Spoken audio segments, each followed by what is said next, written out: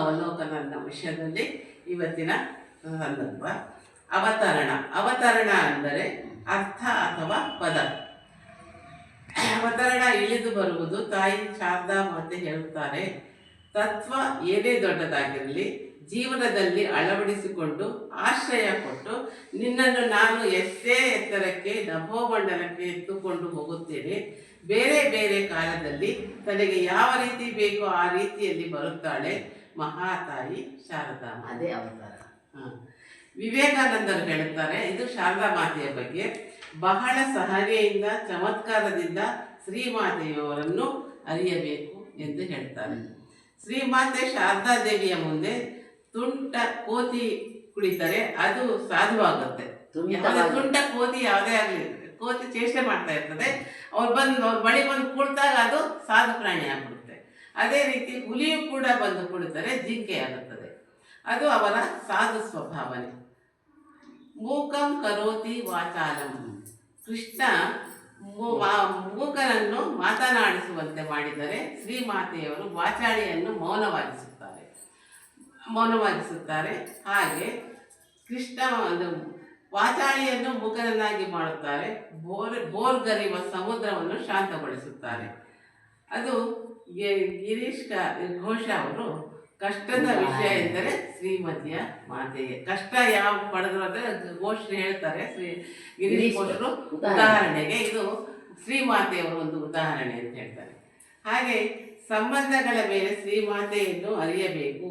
ವಿವೇಕಾನಂದರು ಅಮೆರಿಕನಲ್ಲಿ ಹೇಳಿದ ಮಾತಿದು. ಇಂಥ ಸಂದರ್ಭಗಳ ಮೇಲೆ ಶ್ರೀಮಾತೆಯನ್ನು ನಾವು ಅರಿತುಕೊಳ್ಳಬೇಕು ಅಂತ ತಿಳಿದುಕೊಳ್ಬೇಕು ಅಂತ ವಿವೇಕಾನಂದರು ಅಮೆರಿಕದಲ್ಲಿ ಹೇಳ್ತಾರೆ ಈ ಮಾತನ್ನು. ಶ್ರೀಮಾತೆ ದೊಡ್ಡ ಬೆಕ್ಕು 200-300 ಇಲಿಗಳ ಜೊತೆ ಆಟವಾಡಿದ ಹಾಗೆ ಅಂತ ಇದು ಈ ಮಾತನ್ನು ವಿವೇಕಾನಂದ ಅಮೆರಿಕದಲ್ಲಿ ಹೇಳಿರ್ತಾರೆ. 200-300 ಬೆಕ್ಕುಗಳು ಇಲಿಗಳು ಒಂದು ಬೆಕ್ಕನ್ನು ಎದುರಿಸ್ಬೋದು. ಅದೇ ರೀತಿ ಹಾಗೆ ನಿವೇದಿತ ಹೇಳುತ್ತಾಳೆ, ಮಾತೆಯ ಸ್ಥಾನ ತುಂಬ ಭಾರವನ್ನು ಹೊತ್ತವರು. ಮಾತೆ ಇದು ತುಂಬ ತೂಕ ಅಂತೀವಲ್ಲ, ಮನುಷ್ಯ ಭಾಳ ತೂಕಪ್ಪ ಇವನು ಅಂತಾರೆ, ಆ ರೀತಿಯಾಗಿ ಭಾಳ ದೊಡ್ಡ. ಹಾಗೆ ಶ್ರೀಮಾತೆಯವರು ನಾವೆಲ್ಲ ಡ್ಯಾನ್ಸ್ ಮಾಡ್ತೇವೆ, ಸ್ಕರ್ಟ್ ಮಾತ್ರ ಶ್ರೀಮಾತೆಯವರು. ಮತ್ತೆ ಪಾತ್ರಗಳು ನಮ್ದಲ್ಲ, ಲೋಕದಲ್ಲಿ ಬಂದ ಭೂಲೋಕದಲ್ಲಿ. ಅದಕ್ಕೆ ಅದರಲ್ಲಿ ಆ ಪದ ಹಂಗೆ ಇದೆ. ನಿವೇದಿತ ಹೇಳಿರೋದು ಮಾತ್ರ ಸ್ಕೆಚ್ ಮಾತ್ರ ಮಾತಾಡಿ. ಶ್ರೀ ರಾಮಕೃಷ್ಣನಿಗಾಗಿ ಇವರಿಬ್ಬರು ಶ್ರೀಮಾತೆ ವಿವೇಕಾನಂದರು ಈ ಮಾತನ್ನು ಹೇಳ್ತಾರೆ. ಶ್ರೀಮಾತೆ ಇವರಿಬ್ಬರು ಅಂದರು, ಶ್ರೀರಾಮಕೃಷ್ಣರು ವಿವೇಕಾನಂದರು ಮೊದಲಿಂದರು. ಶ್ರೀಮಾತೆ ಇವರಿಬ್ಬರು ಅಂದರೆ ಶ್ರೀರಾಮಕೃಷ್ಣರು ವಿವೇಕಾನಂದರು ಮತ್ತೆ ಅವರೇ. ವಿವೇಕಾನಂದರಿಗಾಗಿ ಇವರಿಬ್ಬರು ಅಂದರೆ ಶ್ರೀಮಾತೆ ಶ್ರೀರಾಮ. ಅವರಿಗಾಗಿ ಇವರಿಬ್ಬರು, ಇವರಿಗಾಗಿ ಇವರಿಬ್ಬರು ಅಂದರೆ ಒಬ್ಬರನ್ನೊಬ್ಬರು ಬಿಟ್ಟು. ಪ್ರಸ್ತುತ ಯುಗದಲ್ಲಿ ಶ್ರೀಮಾತೆಯನ್ನು ರಾಮಕೃಷ್ಣರು ನನಗೆ ಆಶ್ರಯವಾಗಿ ಬಿಟ್ಟು ಹೋಗಿದ್ದಾರೆ.